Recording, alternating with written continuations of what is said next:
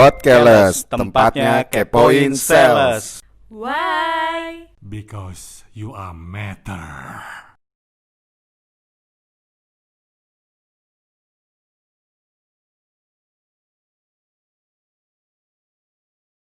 Halo Maris. Halo Mas Jul. Oh. Selamat datang. Di sini harus Kak. Oh, harus Kak. Kak. Jadi selamat datang di Podcast, tempatnya kepoin sales. Itu artinya keles itu kepoin sales. Oke. Nah, gimana Maris kabarnya? Puji Tuhan, baik, sehat. Oke. Sampai jumpa lagi di episode berikutnya. Oh, mau ditanya? Ternyata mau ditanya. Tapi sebelum itu kayaknya kan banyak juga nih. Banyak sih yang udah kenal Maris, lebih banyak yang kenal Maris lah dibanding yang nggak kenal. Cuman kan kita kasih tahu dulu lah profilnya ya. Oke. Kak Ojan. Iya. Oke. Sorry, nama gue nggak pakai H. Nah itu tadi saya sebenarnya Oke, kita perkenalkan. Ini kenapa pas gue lagi bunding sih fotonya? Nah itu juga tadi saya juga. Cuman di sini tadi pasalnya belum kita kasih tahu nih. Iya. Ya udah, ini kita perkenalkan dulu deh.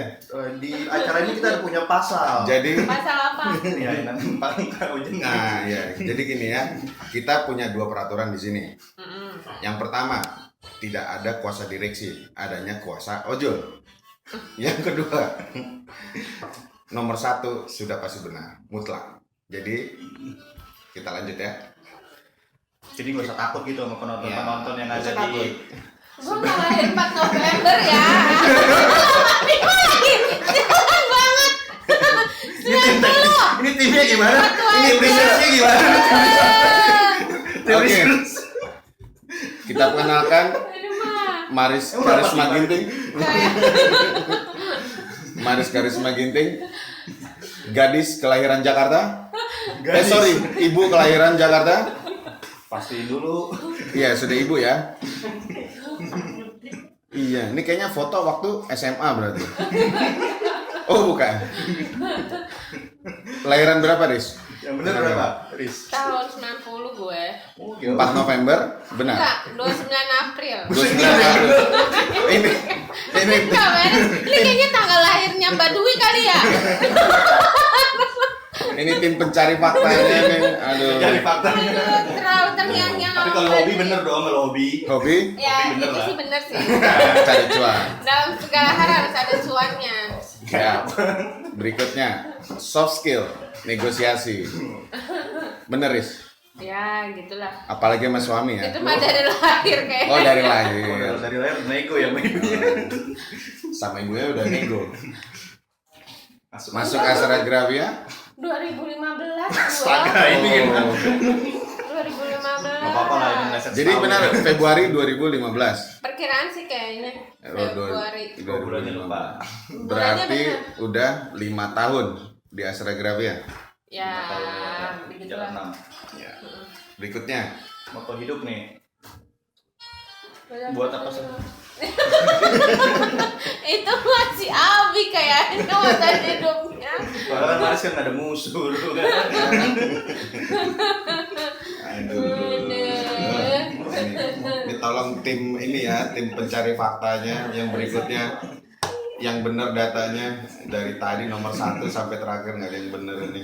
Ada nomor 2. Oh, ada nomor 2. Itu kayaknya hobi semuanya sih, David. Hobi semua orang sih itu. Iya. Jadi 5 tahun Riz di Astra Gravia. Ya, kurang lebih. So far gimana nih? Suka dukanya gimana? Makanya Ya, Atau suka semua atau duka semua? belum suruh. bersyukur sih di puji Tuhan, Tuhan berikan kesempatan bisa berkarir di Astra Gravia. Oh gitu. Luar biasa ini. Kita Kalau kita kita- interview ya. Iya. Dulu berarti lulusan apa? Waktu pendidikannya? Dulu kuliah jurusannya kimia. Wih, kimia. masuk ke lab Limbah tolong. 2 tahun. Lulusan? Hah? Lulusan kimia dari Universitas Indonesia. Wih. Bukan Itu. UI. Jadi cita-citanya masuk kimia Jualan supaya di fotokopi. Astragrafi. Enggak.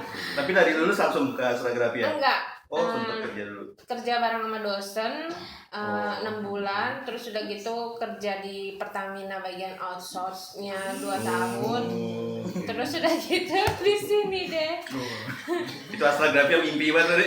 Iya, memang Incaran cita-cita banget ya. berarti ya dari sejak Udah jadi masuk incaran. Universitas Indonesia itu memang tujuan akhirnya adalah di sini ya. Ya seperti yang gue bilang sebelumnya, gue bersyukur sih karena bisa Tuhan tempatkan di Astragrafia. Oke. Wah, kalau dilihat dari pendidikannya kimia, terus ini kalau kita bicara dari latar belakang pendidikan, ini kimia, terus tiba-tiba ini jualan, itu gimana itu cara ngerubah ya Kan kita tahu ya kalau kimia itu kan mungkin CO2, HO2, Iya. ya yang Malah analisa Oh, maksudnya. analisa ya. Ternyata begitu di Astragrafia kan jualan gitu ya. Iya benar sih. Itu kan Kalau dari gue sendiri sih mungkin jauh ya. Memang ketika di lab itu kita tanggung jawab sama data aja. Ketika di sini kita mewujudkan mimpinya dari para direksi. Ya. Jadi kayak direksi ya. Bukan gitu. Kayak kita punya outlook itu kan belum nyata. Kita harus mewujudkan outlook itu jadi nyata. luar biasa. Jadi mimpinya direksi. Jadi kalau mimpinya Maris sendiri, Iya, mimpinya direksi oke lah. Tapi mimpinya Maris beda. Nah, selaras. Oh, selaras. Ketika mimpi direksi dapat, mimpi gue juga dapat. Oh, luar biasa. Ini inspire banget nih. iya keren banget nih. Karena kalau udah bilang tadi udah berkecimpung 4 tahun kurang lebih kan berarti di 4 kimia. Itu kan ngerubah nih mindsetnya yang tadinya tujuannya adalah menganalisa, terus tiba-tiba masuk ke yang perusahaan. Ya. Iya, suasananya lapangan. Nah itu Itu tadinya objeknya benda mati kan ya. Akhirnya sekarang objeknya orang gitu kan. Manusia. Gitu. Suka-sukanya 5 tahun kan banyak gitu kan. gimana pengalamannya kalau setiap ketemu orang di lapangan awal-awal pada saat bergabung di Astragrafia? Waktu awal-awal canggung banget ya. Itu gue inget banget gue meeting pertama itu di Bagus Group. Bagus Group itu oke. Di Fluid. Nah, dia benar-benar maklumin banget gimana gue yang baru pertama kali ngajak orang meeting. Terus udah gitu itu Pak Maza sampai bisa nebak kalau gue tuh orang baru gitu. Oh, customernya. Iya. Cuman ya balik lagi mereka maklumin dan akhirnya itu close order gue yang pertama. Oh langsung berarti ya? Sekali meeting langsung close. Sekali meeting langsung close. Luar biasa. Kebetulan lagi tepat. Lagi tepat ya. Berarti dulu waktu awal penempatan Jakarta 3 ya? Iya betul, penempatan Jakarta 3 waktu itu gue dibimbing sama manajernya Pak Edo.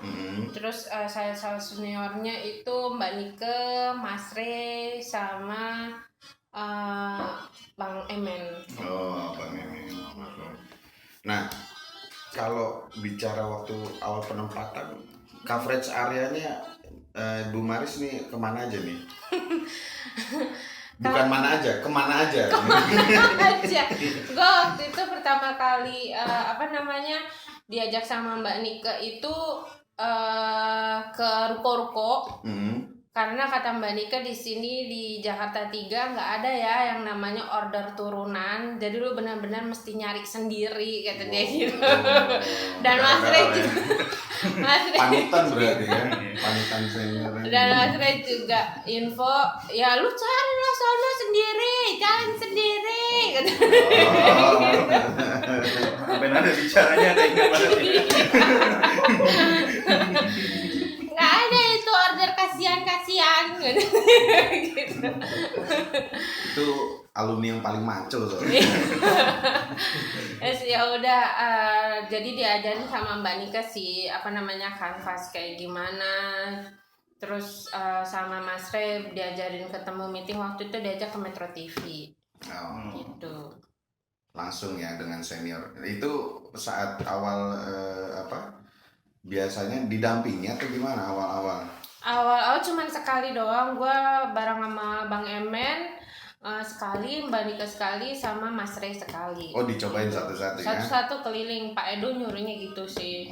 Sisir kutu. Iya. Nah, pada saat jadi gini Jul, pernah saya dapat info intelijen, katanya ada nggak kayak research tadi ya. Nggak kayak research tadi. Katanya pernah ada kejadian lucu pada saat mengkanvas salah satu wilayah atau gedung atau tempat Di Jakarta ya. di Jakarta area. Nah, yang mana juga? Nah, kalau nggak salah Jakarta Utara. Tenang. Nah, Gimana? katanya salah masuk. Loh, Salah masuk gimana maksudnya? tapi masih di teritori dia kan? Masih teritorinya. Ternyata pada saat masuk itu di luar ekspektasinya dia. Ternyata dia memasuki Emang kantor ya? kantor katanya. Yang bergerak Terlihatnya kantor kok terlihat dari luar kantor. di bisnis hospitality. Kesehatan lah ya. Iya. Masih ingat gak? Pernah inget gak? Kayaknya enggak deh, lu dapat beritanya salah kali. Lu dari awal aja lu salah. Nih, pada Gimana? saat masuk katanya pegawainya pakai kostum semua. Oh iya. Kemarin sih langsung lepas gitu tadi. Tadi kok kayak ketakutan gitu. Sekarang langsung lepas. Kayak disangka-sangka kan? Benar. Coba ceritain. Ya itu gue pernah. Jadi gue waktu lagi kanvas di daerah Pluit. Ini masih awal-awal ya berarti ya? Masih awal. Udah berapa tahun ya? Kira-kira itu tahun kedua lah. Karena gue tahun pertama abis terakhir closing di GA, terus tahun selanjutnya kan disuruh nyari lagi tuh sama Pak Edo. Ayo gitu kan. Tapi masih megang wilayah Pluit. Fluid. Oke. Terus tadi gimana ceritanya? Nah, gue lagi kanvas itu ruko-ruko kan, gue nyari aja gitu. Terus udah gitu di sampingnya itu ada banknya itu bank TKI gitu. TKI itu ada panjangannya sih, gue lupa panjangnya apa. Nah, terus udah gitu di situ ada ini bilangnya rumah sehat gitu. Nah, ya gue masuk dong. Industri medical. Yang dipikiran Aris apa itu rumah sehat ini itu? rumah sehat ya, oke lah mungkin klinik Menjual alat atau kesehatan, apa ya. gitu kan. Iya. Ya udah gue masuk, pas gue masuk kok ada mbak-mbak pakai topi kelinci. Oh my god, gue langsung buru-buru masuk mobil, nggak beres daripada gue diciduk. Mungkin kalau itu Maris yang masuknya. Mungkin kalau untuk Maris ya masuknya. Ininya juga Coba kalau kamu kebuka.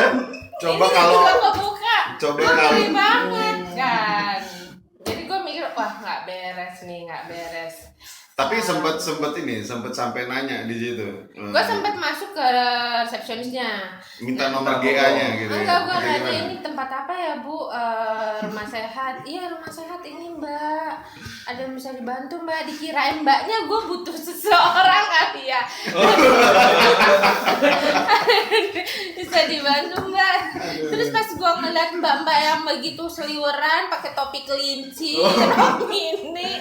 Itu Maris. Sekali lagi sih itu Maris ya. Gue langsung ya udah deh, gue kayaknya salah tempat, gue nitipin brosur aja. Oke deh, makasih ya Bu. Gue langsung cabut gitu. Ya. Itu di Pluit Om, kalau lo mau ke sana Aduh. masih ada tempat. Oh masih ada. Justru itu saya khawatirkan. Itu Ini kalau kok. teman saya yang satu lagi Siapa itu teman saya? langsung daftar, bukan keluar itu. Siapa Oh, teman jadi anda udah yang di satu dalam lagi? lagi pas lagi kan. Terus gue juga pernah tuh bilang sama Pak Edo, Pak itu nanotek. Gue pikir nanotek ya karena gue mindsetnya itu kimia kan awal-awal. Nah, Pak oke. nanotek itu bisa saya kanvas nggak? Pak Edo cuma senyum-senyum aja. Ya udah kamu kanvasin aja sana. Ternyata itu tempat pijet nano guys.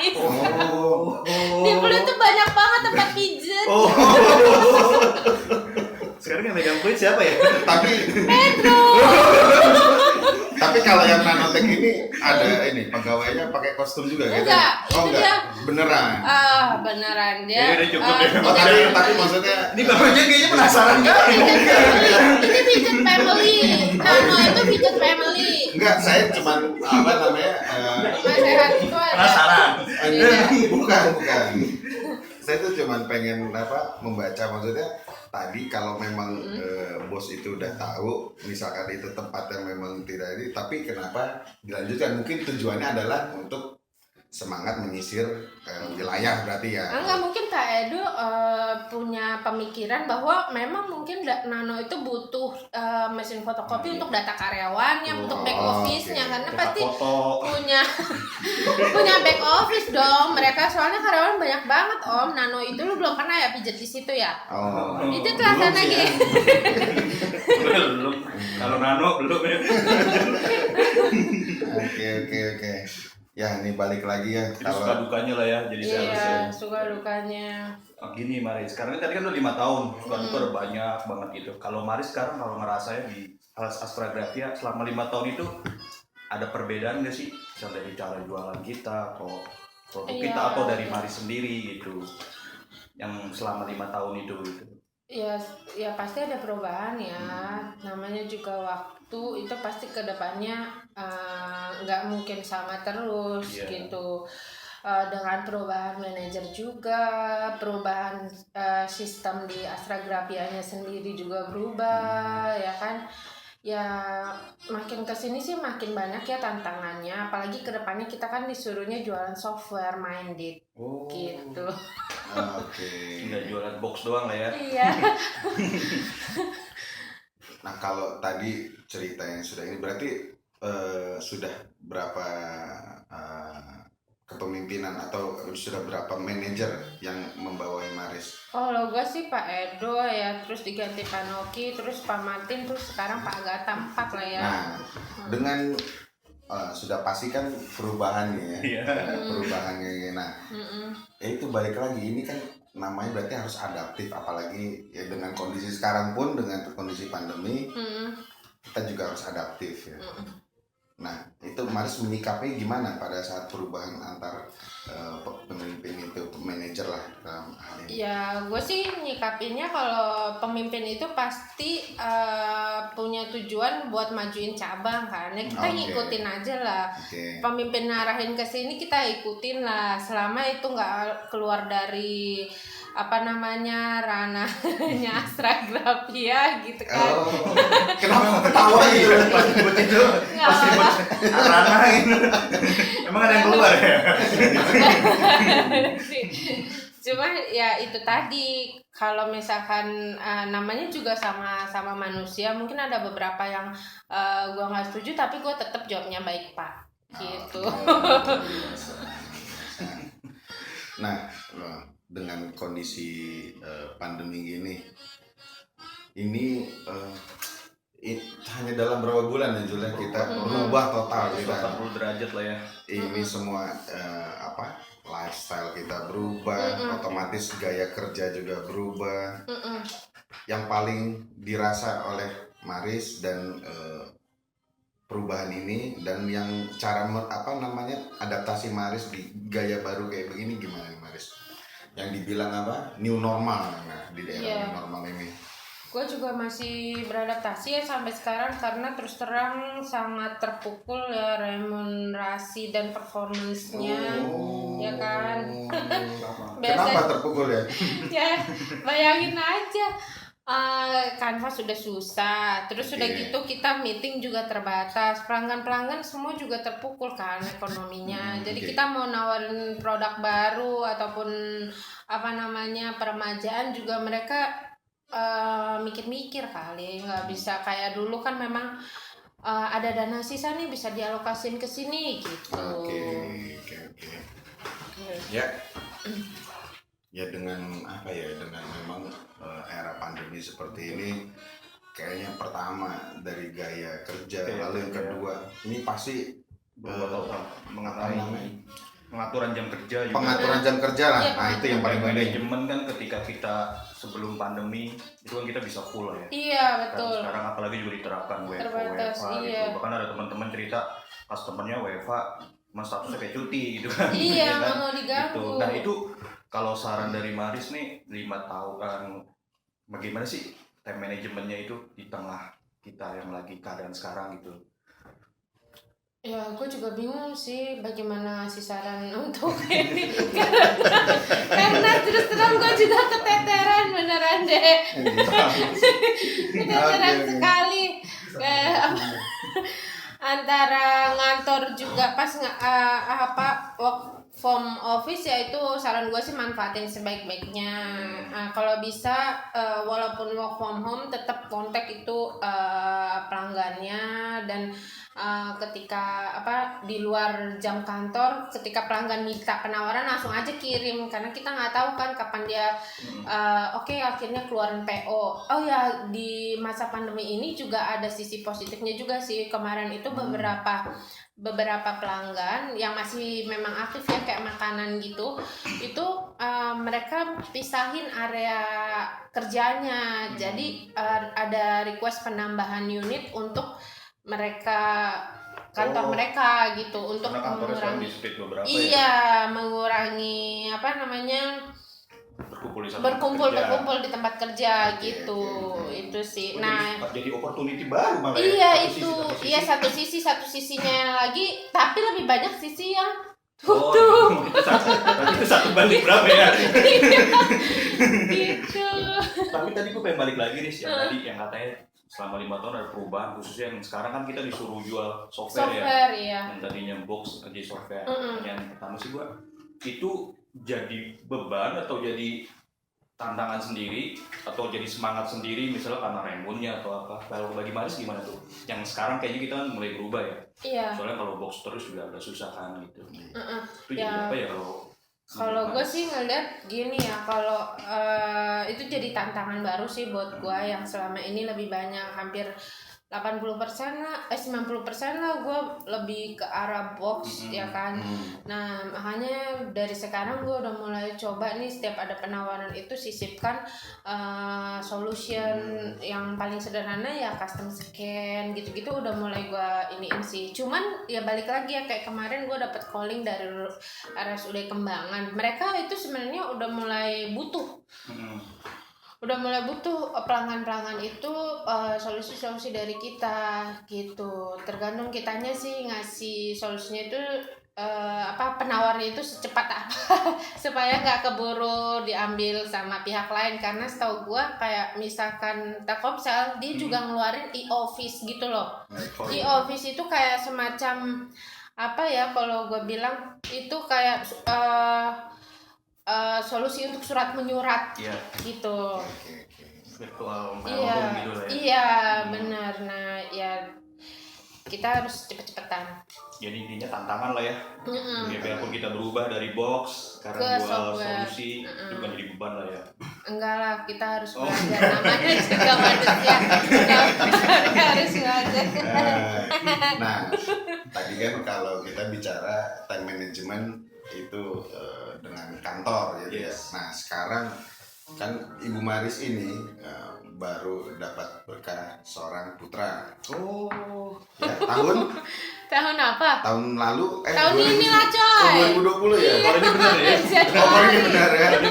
Nanti salah lagi. Nah, apalagi dengan kondisi kerja yang kurang efektif kayak sekarang, lalu membagi waktunya nih dengan anak yang baru lahir. Nah, itu gimana nih Maris ini? Ya. Ibu rumah tangga yang Ibu rumah tangga juga sebagai yang baru. Ya, bukan cuman gue doang kan yang ibu rumah tangga di sini ya kan.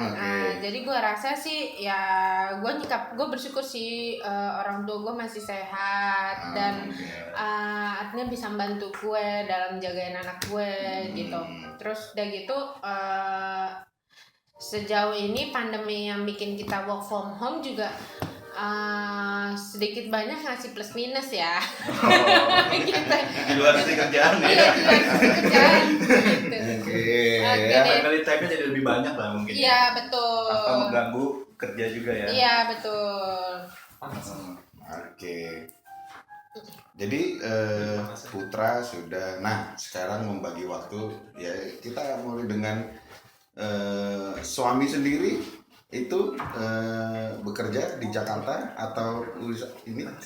Suami gue per project ya, jadi setiap ada project pindah gitu. Saat ini sih lagi di Jakarta.